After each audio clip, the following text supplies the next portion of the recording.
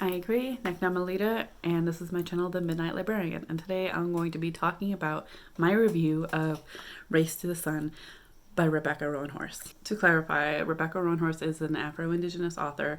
She's Aiy-yu-kwee, which is a neighboring tribe of the Diné or Navajo. Her husband is Navajo as well as her daughter. I know there has been controversy about this. Feels like consistently. I just want you to be aware Indigenous cultures are not monolithic. Indigenous peoples, nations, and tribes are all different, have their own experiences, have their own belief systems. It gets complicated when it comes to just because you're one doesn't mean you can speak for another.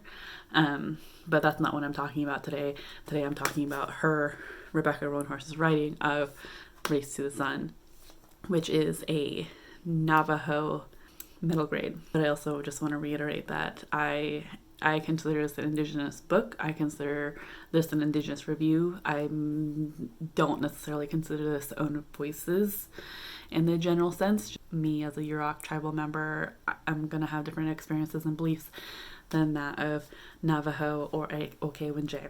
So as I said, Race to the Sun is a Navajo middle grade.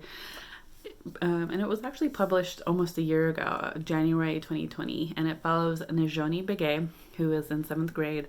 She plays basketball, she loves spaghetti, she fights with her little brother Mac, and she has her best friend, who is also Navajo and Black, Davray. But Najoni can also see monsters. A monster in particular that she can see is her dad's future boss. But when warning her dad about it, he doesn't believe her. And then he ends up getting kidnapped. So then it's up to Najoni, Mac, and Davray to go on an adventure to save him. Along the way, they meet several holy people of Navajo legend. They have an animal companion that helps them with certain trials and paths along their way. I love the messages that were in this book. Particularly the first one that came to mind was having to relearn the description for mythology.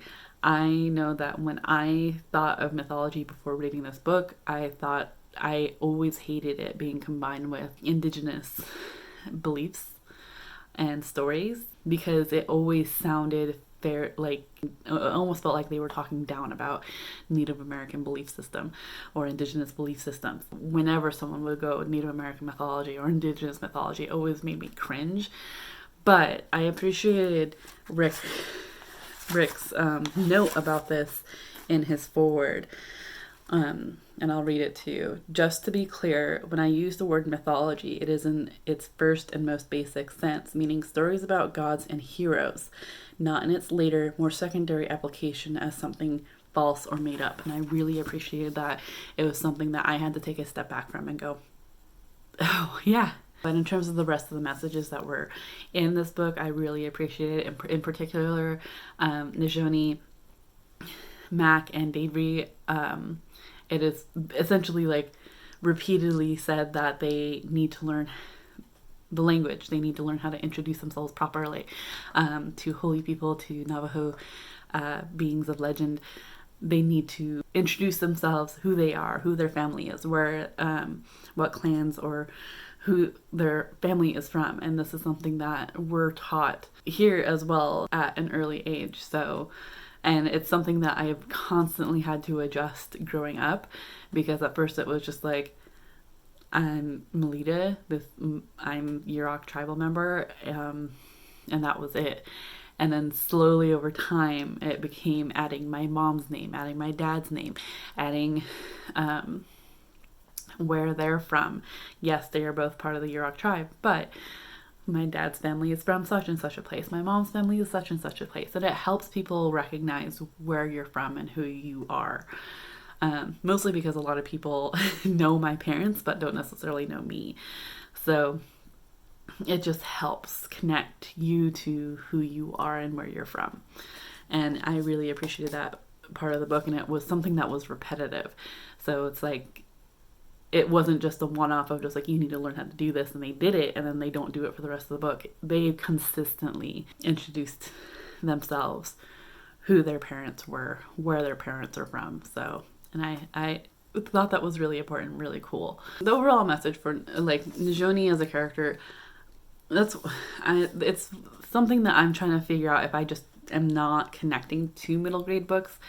And there are characters, I've read a couple middle grade now that I'm just kind of like, like it doesn't hit me as hard as some old books meant for an older audience. So Njoni herself she kind of grated on me. However, I appreciated what Rebecca Roanhorse was trying to do. Njoni has an anger issue. I watched an interview with Rick Riordan interviewing Rebecca Roanhorse about this book, and basically he asked what Njoni's Achilles heel is, like what she has to learn. And for Njoni, it's anger. She definitely has anger issues. She's dealing with the fact that her mom disappeared when she was young, or left them. And this isn't a spoiler, it's actually said early on. And so she has that anger pent up in her, and it's something that she has to work with, as well as insecurities about herself.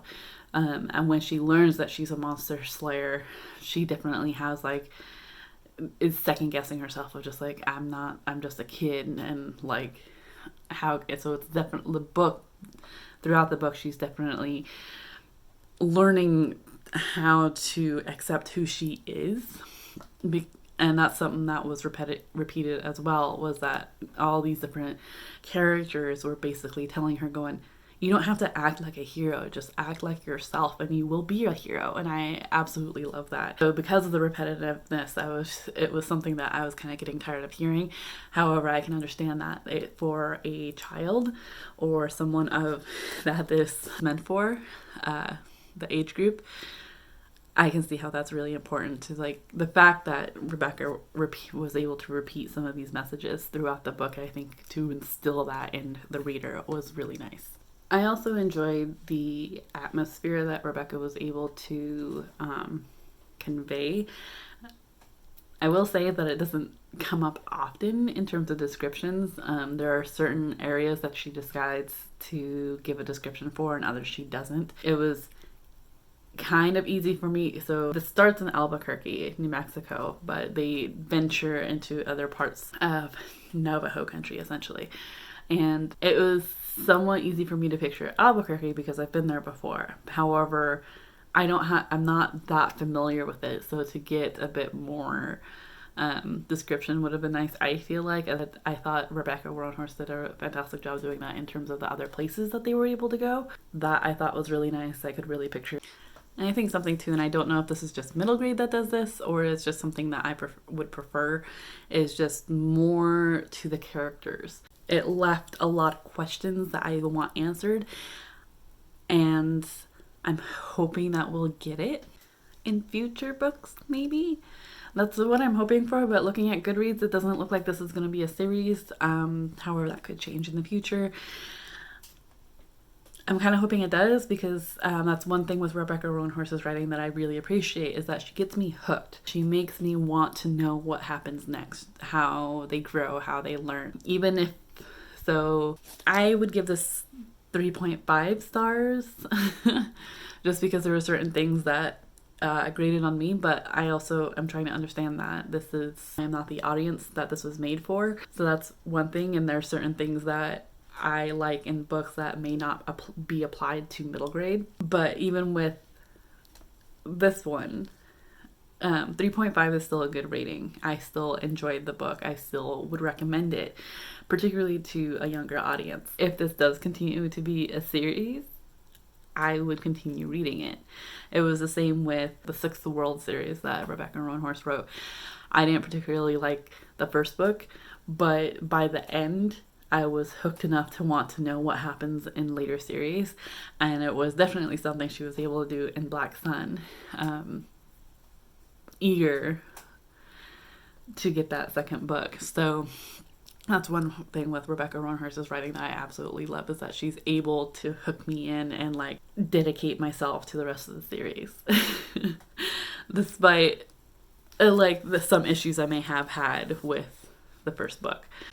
I would have also enjoyed just more about not only Njoni but Mac and Davry. It felt very stilted. In fact, it almost felt lagging, if that makes sense. There were the pacing of it was just like, it was go, go, go, go, go. And then there would be like a slight slow part, and then it was go, go, go, go, go. So if you ever played an online game and it like lags and you felt very jittery, or your character did, particularly if you're in a first person perspective, that's what it kind of felt like for me. I particularly really enjoyed the climactic scene at the end. I thought it was very powerful and very wistful and dynamic. I really enjoyed it. I think that's all I really have to say about Race to the Sun by Rebecca Roanhorse. If you've read this book, let me know your thoughts down in the comments below. Please, no spoilers for others. If you want to talk more with me, I'm on Instagram, Goodreads, and Twitter. Let me know your thoughts. Mostly because I'd like to pick someone else's brain about this. It's always nice to bounce ideas and concepts and just thoughts off of someone else. I'm used to doing that as an artist. It's been a couple years since I was in college and had critiques and everything, but it's still nice to be able to do that. And because I'm not in college anymore, I still work for a college, but since I'm working from home, I haven't had that dynamic. So to be able to do that, let's help each other out. Social injustices are still happening. I'm going to leave some links down in the description below, particularly for saving the Arctic Refuge, missing murdered Indigenous women, girls, and Two-Spirit people, others. I'm trying to limit how many links I have in the description down below, just because I know that when I see a wall of text, I don't want to read it. So I will have a couple of links down in the description down below. Please like, share, and donate where you can. Help these causes out. Pandemic is still happening. Please, please, please stay home. Otherwise, wear your mask and stay 6 feet apart, and wash your hands if you have to go out. I hope that you are in the mental mindset to enjoy your reading. I will talk to you again soon. Cheers.